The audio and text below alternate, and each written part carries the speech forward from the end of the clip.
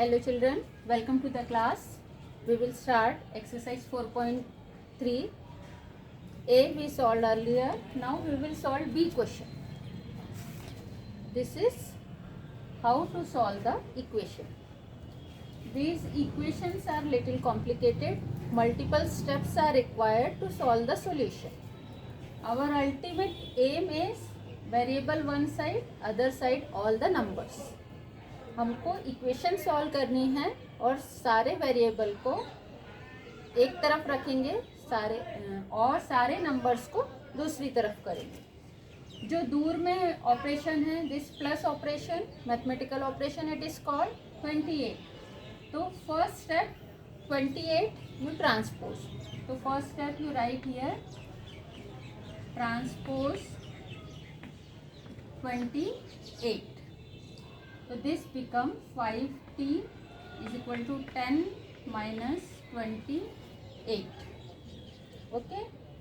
Now 5t 10 minus 28 is minus 18. Bigger number sign is minus. So we will put here minus 28 minus 10 is 18. It becomes now this 5 multiply opposite operation we will do by transposing. Transpose 5 by dividing 5. If you write only transpose then also okay, but it is more clear to you by transposing by dividing. कौन सा method हम कौन सा operation use कर रहे हैं? Divide वाला operation use कर रहे हैं ट्रांसपोज करने के लिए. 5t आपका इधर रहेगा. इसको हमने 5 को हमने ट्रांसपोज कर दिया है तो ये यहाँ से हट जाएगा. It becomes minus 18/5 and this will our answer. This way we will find out the value of variable. Finding the value of variable is called solving equation. Clear? Now see the second part. This question I have written see question I have written here. A by 5 plus 3 equal to 2. This operation 3 is little far. First step transpose here, transpose 3 here. तो by subtracting आप आगे लिखेंगे तो कैसे लिख देंगे? by subtracting. Otherwise this much also okay. 2 minus 3. Opposite side में जब ट्रांसपोज होगा तो वो अपना साइन बदल लेगा. जब साइन बदलता है दूसरी राइट हैंड साइड में चला जाएगा विद द अपोजिट साइन. इधर मल्टीप्लाई है तो डिवाइड हुआ, इधर प्लस है तो इधर माइनस हो जाएगा. तो this become a by 5 is equal to -1. इधर number sign is minus. Now we have to transpose 5. Next step transpose 5. तो a is equal to -1 multiply 5 by multiplying multiply. तो it becomes a is equal to -5.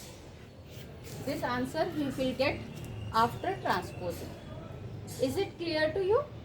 Okay, then we will solve next question. B question we have solve. Now C also solved. अब हम next question देखेंगे. D is just similar to C, so you try yourself. First you transpose 7, then next part. Here I will write E part. 5/2 x is equal to 10. Okay, 5/2 is equal to 10.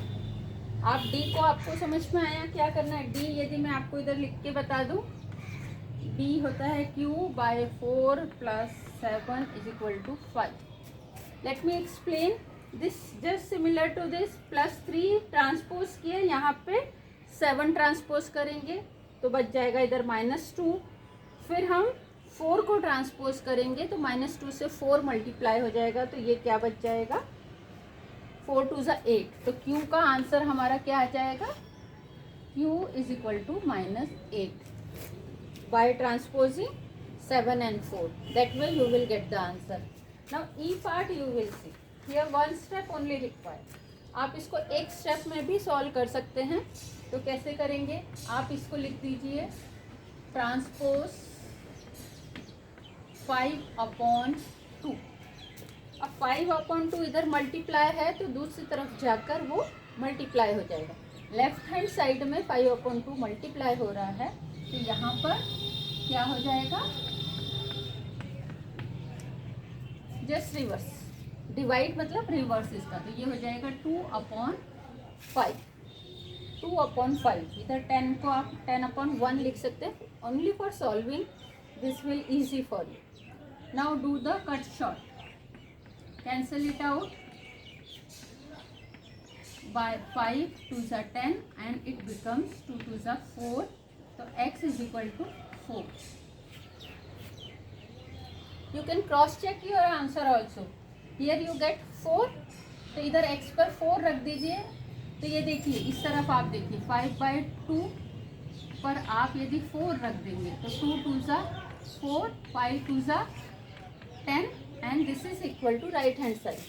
This is for checking. यानी आपको इधर ही पता चल जाएगा कि आपका answer आपका right है कि रॉन्ग है ना. पीछे देखने की भी ज़रूरत नहीं, कहीं और से भी आंसर टैली करने की आपको आवश्यकता नहीं. Is it true? Now see the next one. Let me explain some few more question. Very simple. By transposing you can solve the question. Now see F. 5/2 x is equal to 25/4. First step of transposing 5/2 similar to this. तो transpose 5/2 इधर x हो जाएगा 25/4. हमने इसको transpose किया तो 5/2 का reverse divide, multiply से रिवाइज, तो ये हो जाएगा 2/5. अब इसको 5 not in second step I will cut short. 25 × 2 4 × 5. 5 से ये 25 5 बार, ये 2 से ये 2 4 बार, तो ये बच जाएगा 5/2. x is equal to 5/2. This will our answer. By transposing we will get this type of answer. आपको नहीं समझ में आता है तो आप एक एक स्टेप में भी इसको सॉल्व कर सकते हैं. This way you will get the answer. Is it clear? Thank you children. Bye bye.